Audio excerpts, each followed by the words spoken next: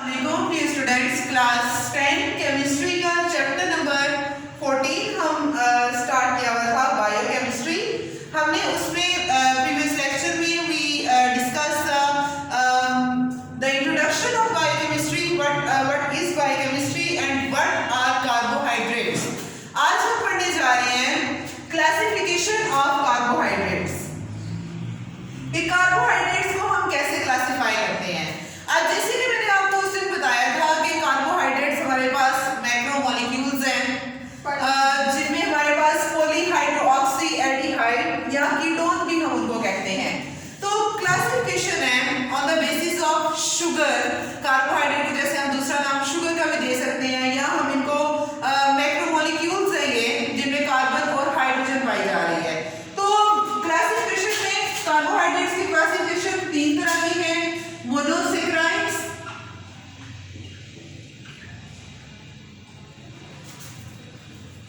Disaccharides, disaccharides को हम oligosaccharide भी कहेंगे, डाई, ट्राई और टेट्रासेक्राइड्स वगैरह, और नेक्स्ट है पॉलीसेक्राइड्स। कार्बोहाइड्रेट्स को मेनली हम तीन क्लासेस में क्लासिफाई करते हैं: मोनोसेक्राइड्स, ओलिगोसेक्राइड्स एंड पॉलीसेक्राइड। सबसे पहले हम बात करते हैं मोनोसेक्राइड की। मोनो मीन्स वन, सेक्राइड का word it is derived from the word saccharon. Saccharon means sugar. अगर हम सिंपली इसका नेम देखें तो नेम से हमें ये पता चल रहा है ऐसे कार्बोहाइड्रेट्स जिनमें एक शुगर पाई जाए उनको हम मोनोसेक्राइड्स कहते हैं। फॉर एग्जांपल हमारे पास एक कार्बोहाइड्रेट मैंने आपके सामने बनाया है, ग्लूकोज का स्ट्रक्चर बनाया हुआ है और फ्रक्टोज का स्ट्रक्चर बनाया है। इसके बारे में मैंने आपको उस दिन भी बताया था कि ये पॉलीहाइड्रोऑक्सी है। किस तरह से पॉलीहाइड्रोऑक्सी है कि इनमें बहुत सारे हाइड्रोऑक्सिल ग्रुप्स पाए जा रहे हैं। तो poly mean many, hydroxy mean hydroxyl group. तो ग्लूकोज का अगर हम स्ट्रक्चर देखें C6H12O6, तो this is just one sugar. C6H12O6 glucose है, एक शुगर है, या ये फ्रक्टोज है, ये सिर्फ एक शुगर है। तो ये जो एक शुगर है जिनमें एक शुगर पाई जा रही है उनको हम कहते हैं मोनोसेक्राइड्स। अब इस एक शुगर को मैं तोड़ना चाहूं, फर्दर किसी और शुगर में ब्रेक डाउन करना चाहूं, तो ये शुगर में ब्रेक नहीं होगी। जैसे हमने फोटोसिंथेसिस का प्रोसेस पढ़ा कि कार्बन डाइऑक्साइड है और वाटर ये कंबाइन करते हैं इन द प्रेजेंस ऑफ सनलाइट और क्लोरोफिल और हमारे पास ग्लूकोज बन जाता है। तो ये जब ब्रेक करेगा ग्लूकोज, तो ये कार्बन डाइऑक्साइड और वाटर में ब्रेक करेगा। ये फर्दर हाइड्रोलाइज सिंपल शुगर में नहीं होगा because it is already too much simple. तो इसको फर्दर हम सिंप्लीफाई नहीं कर सकते। तो इसी तरह से फिर अगर हम मोनोसेक्राइड्स की डेफिनेशन देखें तो हम ये कह सकते हैं कि monosaccharides are the simplest sugars, के बहुत सिंपल शुगर्स हैं which can not be hydrolysed, जिनको हम हाइड्रोलाइज नहीं कर सकते। Hydro mean water, lysis mean break down, break down in the presence of water. इनको हम वाटर की प्रेजेंस में हाइड्रोलाइज नहीं कर सकते क्योंकि ये ऑलरेडी सिंपलेस्ट शुगर्स हैं। फर्दर हम इनको किसी शुगर में ब्रेक नहीं कर सकते, तो इसलिए हम इनको मोनोसेक्राइड्स कहते हैं। अब इन मोनोसेक्राइड्स में 3 to 9 कार्बन एटम्स होते हैं। जैसे हम ग्लूकोज में कार्बन एटम काउंट करें कितने हैं, 1 2 3 4 5 6, इसमें 6 कार्बन एटम्स हैं। फ्रक्टोज में देखिए कितने हैं, 1 2 3 4 5 6, इसमें भी 6 कार्बन एटम्स हैं। तो इसमें या 3 हो सकते हैं, या 4 हो सकते हैं, या 5, या 6, या 7, या 8, या 9। जैसे राइबोज एक शुगर है, तो राइबोज में हमारे पास 5 कार्बन होते हैं, वो 5 कार्बन शुगर है। ग्लैक्टोज है जैसे, तो इसी तरह से कुछ है, इसी के बेस पर, कार्बन की बेस पर भी हम इनको नाम देते हैं। जैसे अगर 3 कार्बन है तो हम उन्हें कह देते हैं ट्राइओज, ट्राई मीन 3, ओज मीन शुगर, मोनोसेक्राइड। अगर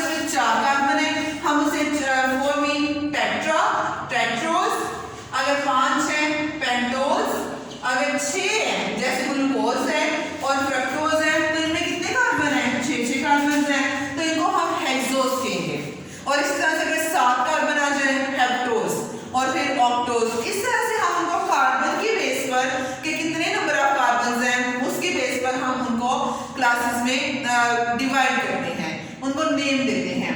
तो ये हमारे पास है मोनोसेक्राइड्स। मोनोसेक्राइड्स में हमने ग्लूकोज और फ्रक्टोज का देखा। ग्लूकोज का स्ट्रक्चर भी मैंने आपके सामने बनाया हुआ है और उस दिन मैंने आपको बताया था कि फर्क क्या है, दोनों का मॉलिक्यूलर फार्मूला सेम है, स्ट्रक्चरल फार्मूला डिफरेंट है। कैसे? यहाँ पर ग्लूकोज में एल्डिहाइड ग्रुप पाया जा रहा है। एल्डिहाइड ग्रुप हमें पता है ना क्या है, कि जिसमें कार्बन डबल बॉन्ड ऑक्सीजन है और एक साइड पे R लगाओ, मतलब कार्बन लगाओ, जैसे ये इसके एक साइड पे कार्बन लगा हुआ है और दूसरी साइड पे कार्बन के हाइड्रोजन लगाओ। इस ग्रुप को हम कहते हैं एल्डिहाइड ग्रुप। तो ग्लूकोज में ये वाला ग्रुप पाया जा रहा है, इसलिए हम इसे एल्डिहाइड शुगर कहेंगे। इसी तरह से अगर हम फ्रक्टोज देखें तो फ्रक्टोज में हमारे पास ये ग्रुप पाया जा रहा है कीटोन ग्रुप।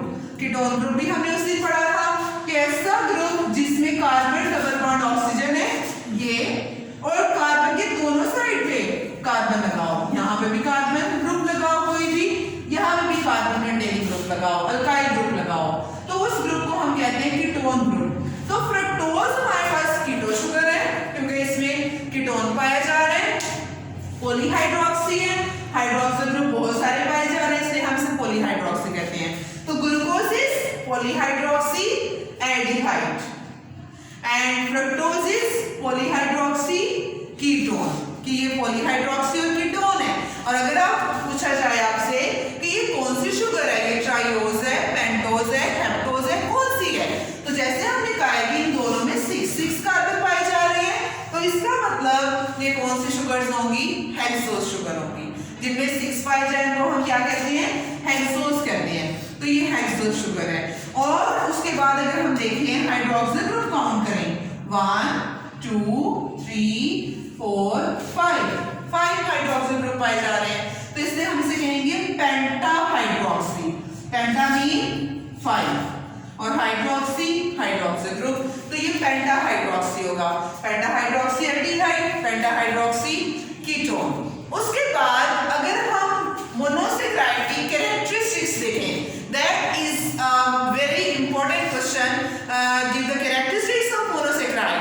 तो मोनोसेक्राइड की कैरेक्टरिस्टिक्स याद करने के लिए आप अपने जहन में चीनी को, शुगर को इमेजिन कर लें, उसकी प्रॉपर्टीज हम उसको देख के तो मोनोसेक्राइड की प्रॉपर्टीज देख लेंगे।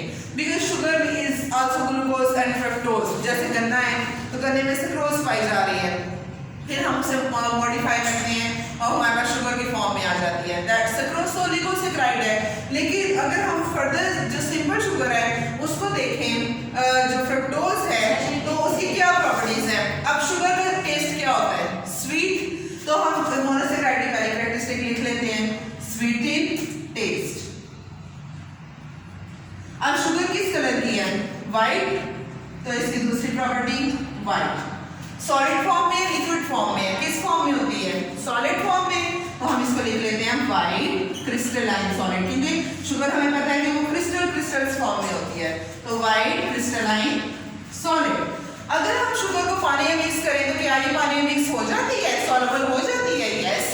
तो इसकी तीसरी कैरेक्टरिस्टिक्स सॉल्युबल इन वाटर, ये वाटर में सॉल्युबल हो जाते हैं। उसके बाद मैं कह रही हूँ कि आपके सामने मैंने ग्लूकोज का स्ट्रक्चर बनाया है क्योंकि बिल्कुल सिंपल है, तो क्या फर्दर ये किसी और सिंपल शुगर में टूट सकता है, नो।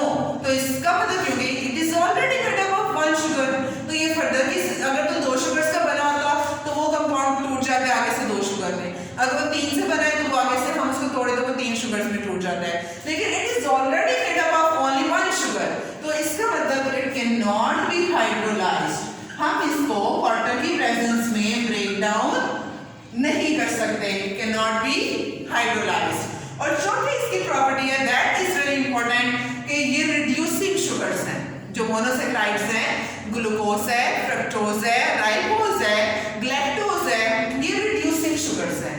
रिड्यूसिंग मतलब कैसे, आपने क्लास 9 में you have studied about reducing agents and oxidizing agents, कि ऐसे एजेंट्स जो किसी दूसरे को रिड्यूस करें, खुद ऑक्सीडाइज हो जाए, किसी दूसरे में हाइड्रोजन ऐड करवा दें, उनको हम रिड्यूसिंग एजेंट्स कहते हैं। तो ये रिड्यूसिंग शुगर्स कैसे हैं, क्योंकि इनके ऊपर जो एल्डिहाइड ग्रुप है और कीटोन ग्रुप है ये फ्रीली प्रेजेंट है। हम देखें तो हमें फ्रीली नजर आ रहे हैं, यहाँ पे ये एल्डिहाइड ग्रुप है और ये कीटोन ग्रुप है जिनमें हाइड्रोजन है, तो फर्दर लेकिन अगर हम ओलिगोसैकेराइड्स की बात करें या हम पॉलीसैकेराइड्स की बात करें तो उनमें हमारे पास शुगर्स मिल जाती हैं, तो उनके एल्डिहाइड और कीटोनिक ग्रुप फ्री नहीं रहते, तो इस वजह से दे मे बी रिड्यूसिंग और दे मे नॉट बी रिड्यूसिंग, तो ये उनके केस होते हैं, तो ये रिड्यूसिंग शुगर्स हैं। तो that was all about monosaccharides. कल हम इंशाल्लाह ओलिगोसैकेराइड्स और पॉलीसैकेराइड्स को डिटेल में डिस्कस करेंगे, उनकी प्रॉपर्टीज को पढ़ेंगे, उनका इंट्रोडक्शन पढ़ेंगे